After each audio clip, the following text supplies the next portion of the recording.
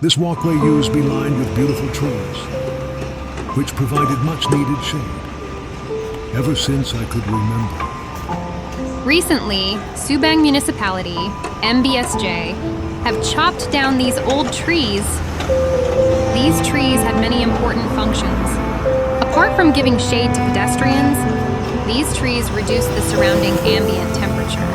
They also act as a dust and sound barrier, much to the relief of the nearby residents.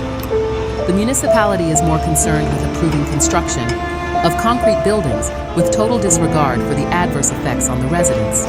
As a result, the levels of traffic congestion, frequent floods, soaring heat, air pollution, noise pollution, and public hygiene have become unbearable.